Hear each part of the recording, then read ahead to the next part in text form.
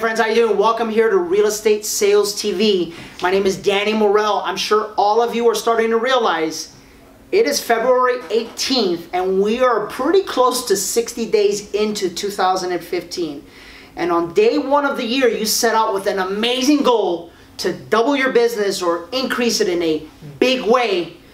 And whether you're off track or on track, I think today's conversation titled How to Eat an Elephant, right? The real estate goal elephant is going to show you how you can make an adjustment today to ensure that you hit your goal by the end of the year. Come on back.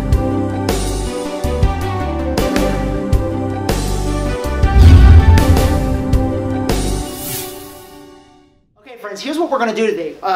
One of the things that I notice as I'm coaching, not only some of the agents that reach out to us and send messages to us on a daily basis, but also the agents that we work with here at our company on a daily basis, is the fact that everybody has the intention to double their business or increase their business the very first day of the year. And we see this happen with New Year's resolutions. You know, this is the year, I'm gonna eat right, I'm gonna go to the gym, I'm gonna lose weight. Well, in business, this is the year I double my business, right? Unfortunately, something happens in between day number 1 and day number 365 where it's sad to say, but close to 80% of our real estate population doesn't actually hit their goal. And what's even worse is that some of us go year after year without ever really increasing our business in a way that merits excitement and, most importantly, a new belief in ourselves. So what I titled this thing is, and this is probably going to be a 2-series or a 2-video breakdown. I entitled this, How to Eat an Elephant, because if you were to eat an elephant, not that you are, but that'd be a pretty big task, right? And the subtitle is going to be basically one bite at a time. And what I want to do is I want to cover with you the 4 different bites or the 4 different steps that you should consider taking to ensure that in the long run, you hit your goal for 2015. You know, one of the things that I wanted when I first started my real estate company, and if you don't know the story, my wife and I started the office with $2,500 in our pocket. That's it. With a brand that was not nationally recognized here locally. And with a brand that most people, quite honestly, when we first started the company would say, Intero, who? And yet I had the audacity to say, in 3 years we're going to be number 1. You know, and in case you didn't know, I'm proud to say that in 2014, between the 15 freeway, the 605, the 210, and the 60, which is a pretty large chunk of land, we were the number 1 producing real estate office for per person productivity and also for most amount of homes sold. And I think we were like number 1 or number 2 for total lowest days on the market. Why do I say that? It's simple. I'm saying that to let you know that it was a big freaking goal that I had. But I was able to take it and break it down into bite sizes. And if I can share with you some of the principles that I use to accomplish my goal, maybe you can apply them to change your life and your business forever. So first things first, write down number 1, clearly identify the goal. Problem a lot of people have. You ask them, what's your business plan for this year? And here is, honest to God, the answer. I'm going to tell you right now, guys, if you hesitate even for a second, you're not going to make it happen.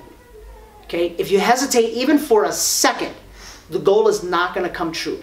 Your goal needs to be so clear. People, for crying out loud, you can memorize songs, you can memorize rap lyrics, you can memorize all sorts of things, but you can't memorize a number. You gotta at least have the number of closed units that you want to close for the year memorized in your head, so much so that if we were to meet on the street and I would ask you, what's your number? Boom, it spits out. Think about that for a second. I know my number, 1645. What's yours? Okay? Subpoint. I want you to write 2 subpoints to this point. A, it must be believable. It must be believable. Okay? And B, you must know that it's possible. You must know that it's possible. Here's what happens. I have agents all the time saying, you know, I ask them, so how many houses did you sell last year? And they'll say, 5. Great, fantastic. How many would you like to sell this year? 100. Look, I'm a big thinker and I'm a big believer in people. But the reality is that for a human being to go from 5 to 100 in a span of 1 year is probably unlikely. I've seen 5 to 20, I've seen 5 to 30, I've even seen 5 to 40. But 5 to 100 is kind of out there. In your subconscious mind, people, this is the way things work. If you do not think that something is possible, if you do not think that something is believable, if you do not think that something is, or that you are capable of accomplishing it, chances are that you won't go after it at the same with the same intensity that you would if you knew that it was possible. So that's rule number one in life, is that whatever you want in life, you've got to know that you know that you know. Might not be easy, might take a little elbow grease and hard work, but it is definitely possible.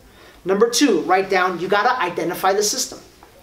You've got to identify the system, okay? Meaning there needs to be a couple of key things that you might need to fix this year that you didn't do that well last year, and we need to identify what that is. There's a couple that I'm going to challenge you to identify what you need to work on. A, the morning routine. Write it down, the morning routine. One of the beliefs that I have, it's a saying that I learned from my coach, Mike Ferry, is that if you can master the morning routine, the afternoon will take care of itself. Okay? You need a powerful morning routine. For those of you that follow me on Facebook, you know I'm at the gym by 4:30 every single morning. You think I want to be at the gym at 4:30? No. But I know that if I'm not there by 4:30, I won't have enough time to work out and leave the gym by 6 or 6:30 to get home, showered, dressed, and pack my food for the day to make it to the office by 7:45 so that I can lead the role play at 8 o'clock in the morning.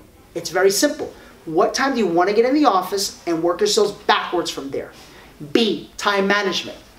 I kind of just showed you a great example of time management, so let's go to C, lead generation. People, I've got a trick question. How are you planning to get the leads required for you to, quote unquote, double your business this year?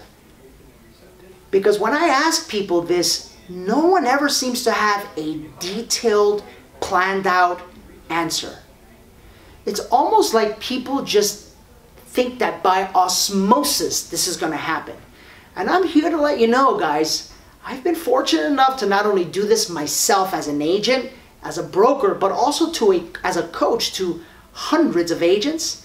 This type of production increase does not happen by osmosis. So consider what you did last year for lead generation and what you might need to do this year to increase it.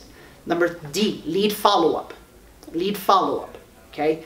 Very, very important that you have at least an hour a day of lead follow-up. And as a matter of fact, I'm going to challenge you to go back. The last video that I posted, it was a Real Estate Sales TV short. I was right outside the gym. I had my gym workout. It's a gray shirt. You'll see that then.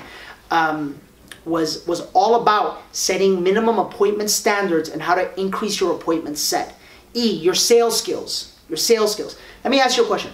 Would this channel and would this message that I'm bringing to all of you be possible if I didn't feel 100% confident and comfortable with my sales skills? I'm going to challenge you. Look back at my videos, and I want you to catch or find how many times you see edits within the videos. The camera's rolling, I'm speaking. Why? Because I feel comfortable with my communication ability.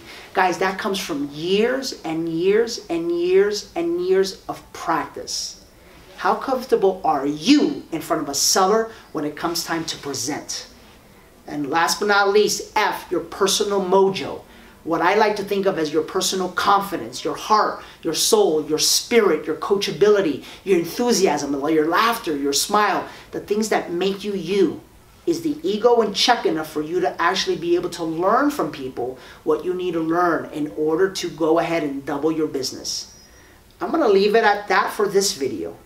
And then I'm going to come back next week and I'm going to post the following, pardon me, notice I messed up. We don't have to edit. It's okay with messing up, right?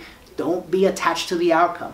I'm going to add in the following video the next key points that you need to know in order to make this happen. I'm going to ask you to go back, re-listen to this one, and really take a second and write down your answers, think about it, and post your comments or questions to the YouTube channel, or look me up on Facebook at Real Estate Sales TV on Facebook. Shoot me a message. I'll be more than happy to help you out. Until next time, we'll see you then. Bye-bye.